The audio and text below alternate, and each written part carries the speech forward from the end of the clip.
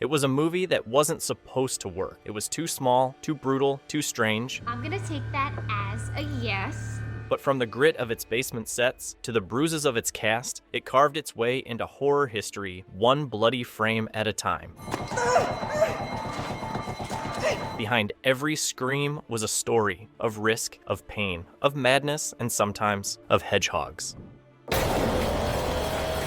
These are 20 weird facts about the film that turned a $35,000 nightmare into a cult phenomenon. Terrifier. Number 1. The most infamous scene in Terrifier, the upside-down hacksaw sequence, was as horrifying to film as it was to watch. Catherine Corcoran, who played Dawn, performed the scene with no professional suspension rig to support her body weight. According to production notes, she was literally hanging by her ankles, held up by makeshift straps. The strain on her legs became unbearable, so the crew had to shoot the scene in short, 30 to 40-second bursts, lowering her between takes to restore circulation. To maintain continuity, Corcoran endured repeated resets, blood reapplied, prosthetics adjusted, lighting realigned, all while inverted. The heat, smell of fake blood, and throbbing pain added genuine discomfort to her performance.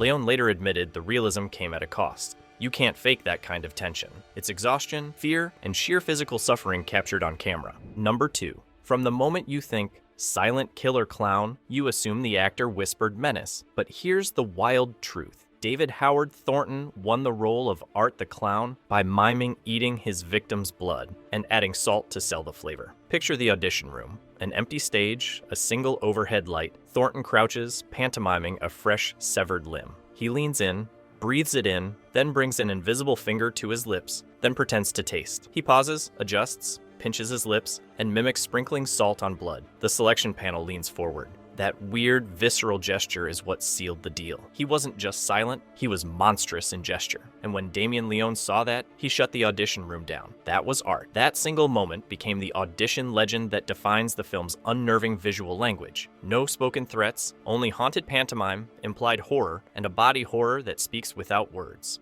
Number 3. Jenna Cannell didn't just play Tara Heiss, she survived her. On Terrifier's tiny budget, there were no stunt doubles, no padded sets, no fancy rigs. Every fall, struggle, and desperate crawl you see on screen, that's Cannell, bruises and all. She performed her own stunts throughout filming, sprinting down real concrete hallways, slamming into walls, and wrestling with David Howard Thornton's full physical force. The exhaustion and fear on her face weren't manufactured. They were captured. In interviews, Cannell has said the chaos of filming made her performance feel raw and authentic, blurring the line between actor and victim. Leone, inspired by gritty 70s slashers, wanted that realism. No filters, no fakes. What Cannell delivered was beyond performance. It was survival instinct caught on camera. When Tara pleads, fights, and collapses, she's not pretending. She's enduring the nightmare that made Terrifier infamous. Number 4. Becoming Art the Clown wasn't just about acting, it was about endurance. David Howard Thornton has said that once he was sealed inside the black and white prosthetics, the real horror began. The latex trapped heat, his fake teeth pressed against his gums, and the heavy face paint glued his pores shut. Between takes, he'd start drooling uncontrollably, his mouth filling with saliva he couldn't swallow without ruining the makeup. Sweat would bead beneath the layers, loosening adhesive, making the prosthetic slide just enough to warp his expression. Leone refused to cut corners, so the team constantly paused to reapply paint, patch cracks, and wipe down the drool before rolling again. Thornton joked that by the end of each day, he felt like he was melting inside the mask, the clown dissolving back into flesh, one sticky nightmare at a time. Number 5. Before he became a horror icon, Art the Clown was the idea nobody wanted. Damien Leone's vision of a silent, black and white killer with no backstory or dialogue baffled producers who wanted another Pennywise, not a mime from hell. But Leone was obsessed with the elegance of silence, drawing visual inspiration from Conrad Veidt's tragic, wordless figure, whose grin concealed pain in The Man Who Laughs, 1928. Leone wanted that same eerie contrast. Theatricality without speech, cruelty without reason. When David Howard Thornton stepped in, a trained physical performer, he turned that stillness into movement.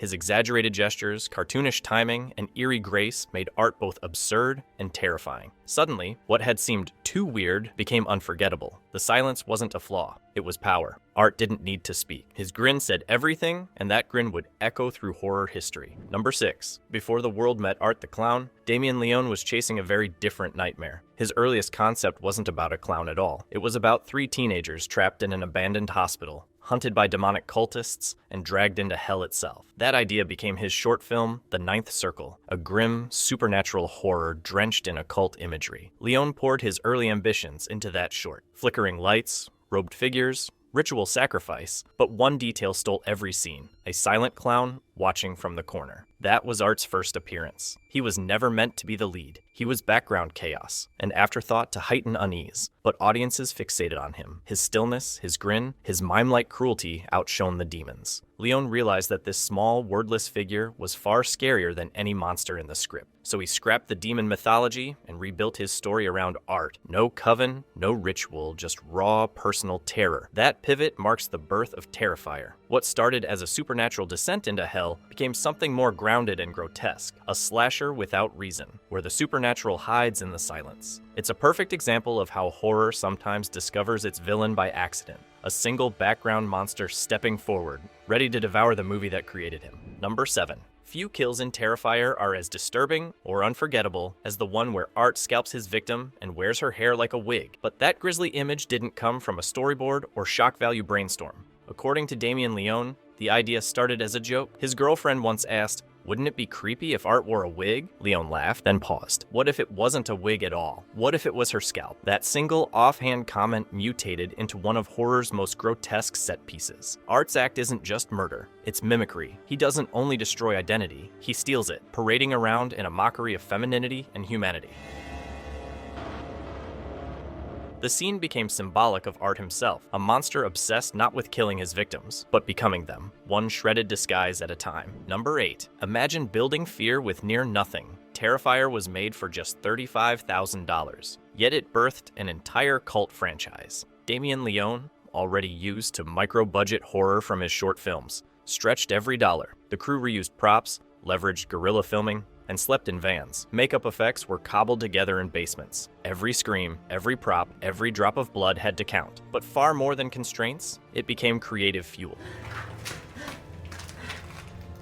Leone later said that the film wasn't conceived as plotting drama. It was a visceral assault, designed to work even when production values were minimal. That fear engine, made on a shoestring, is one reason Terrifier punches above its budget. The film premiered at the Telluride Horror Show in 2016, a raw, brutal calling card that dared audiences to judge its heart, not its polish. Number 9. In the middle of blood, chaos, and long nights of filming, Terrifier's set had one unexpected emotional support system: hedgehogs. According to actress Jenna Cannell, director Damien Leone had a strange way of decompressing during production. Whenever things got too stressful, he'd take short breaks to look at pictures of hedgehogs online. It sounds absurd, but on a film this grueling, built on a $35,000 budget, packed with night shoots, fake blood, and physical exhaustion, a little absurdity helped everyone survive. Cannell joked that it was the only cute thing within miles of that set. The habit became a running joke among the crew. Art the Clown might be butchering victims on screen, but off camera, the director was smiling at tiny, spiky animals. It's a reminder that even in horror filmmaking, sometimes the secret to surviving the nightmare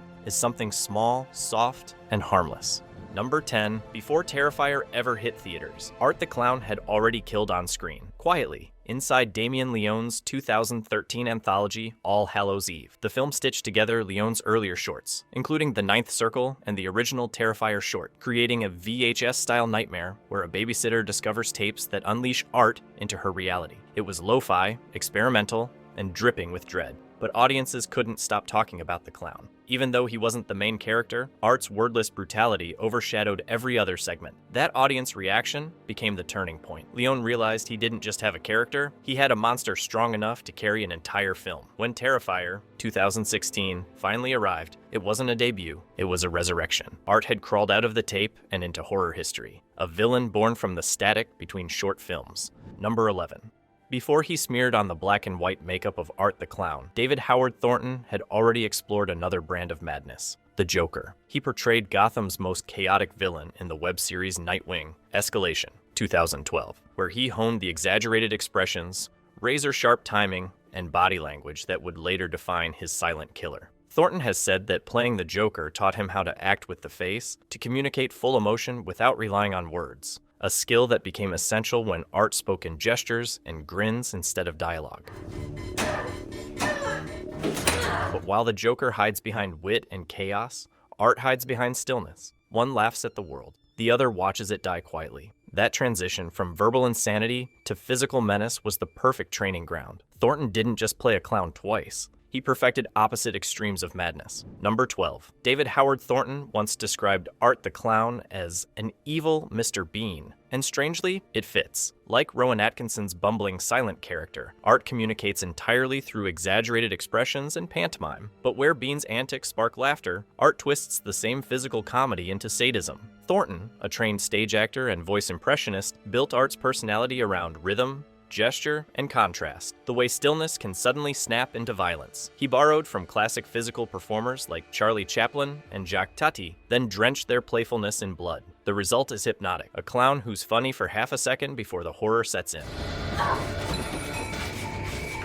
Thornton has said the secret was to make people laugh, then make them regret it. That balance of humor and horror is what makes Art unforgettable. A silent comedian whose punchlines always end in screams. Number 13, Damien Leone never wanted Terrifier to hand audiences a roadmap. He wanted a maze. Every film in the series adds fragments of mythology, tiny hints about Art the Clown's nature, but never the full picture. Leone has said he built the franchise like a puzzle, each movie revealing a sliver of the bigger design while keeping the core question sealed. What is art? That deliberate mystery turns him from a character into a presence, something that feels ancient, cosmic, and unknowable. He isn't tethered to a tragic backstory or human motive. He exists to unsettle. In a way, the unanswered questions become part of the terror itself.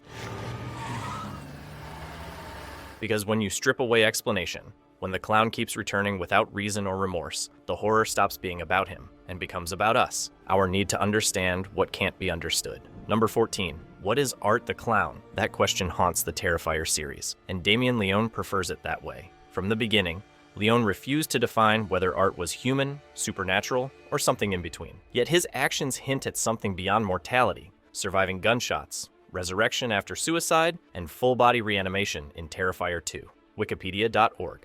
Fans have spun countless theories that he's a demon feeding on fear, a vessel of evil passed between bodies, or a physical manifestation of sin itself. Leone has never confirmed or denied any of them.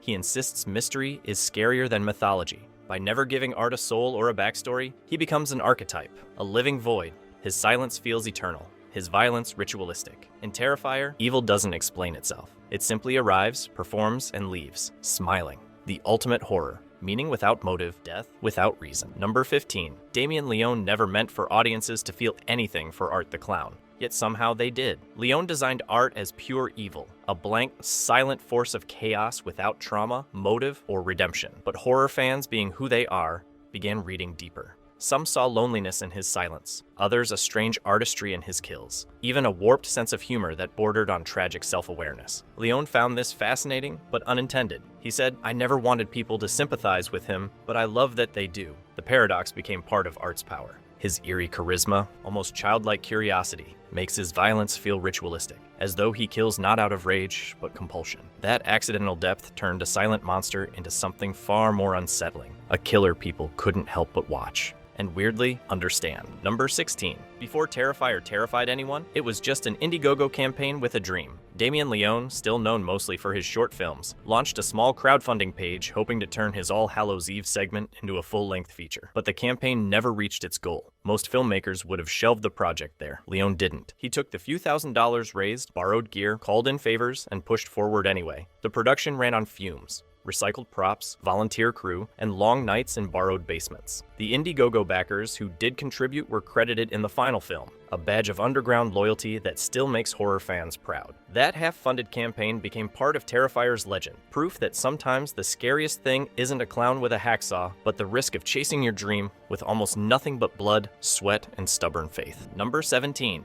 When Damien Leone looks back on Terrifier, 2016, one of his few creative regrets centers on Victoria High's played by Samantha Scafidi. In interviews, Leone has admitted that he wishes he had developed Victoria's story further. She begins as the worried sister of Tara and ends the film horribly disfigured, a shocking final image that bookends the story. But we learn almost nothing about her as a person. Leone later realized that in his drive to focus on Art the Clown's physical performance and practical gore, he shortchanged the human core that could have made her more than a victim. It's why Scafidi was brought back in later films with deeper emotional focus. That regret shows Leone's growth as a filmmaker, understanding that even in extreme horror, the audience needs someone human to cling to before the blood starts flowing. Number 18. What began as a micro-budget indie villain has grown into a full-blown horror phenomenon. Art the Clown has escaped his films and entered pop culture, appearing in everything from video games to music and collectibles. In 2023, he became a playable character in Call of Duty, Warzone, and Modern Warfare 3 during The Haunting event, cementing his crossover into mainstream gaming. Metal band Ice Nine Kills even paid homage to him in their song A Work of Art, while horror conventions now feature entire panels dedicated to the clown's evolution. There are action figures, replica masks, and fan art flooding Etsy and TikTok. For a character born from a $35,000 indie film shot in abandoned warehouses, it's staggering. Art the Clown now stands shoulder to shoulder with icons like Freddy and Jason, a modern monster built not by studios, but by obsession, fandom, and fear. Number 19. There's a moment in Terrifier when Dawn sits in her car, listening to a radio broadcast, and an ambulance suddenly drives past, blaring lights and sirens. That moment wasn't on the shot list. It was a real ambulance in real traffic that just happened to pass by on schedule. Imagine the camera rolling, tension mounting, silence thick, then the world bleeds in. The fire crews have been working through the night.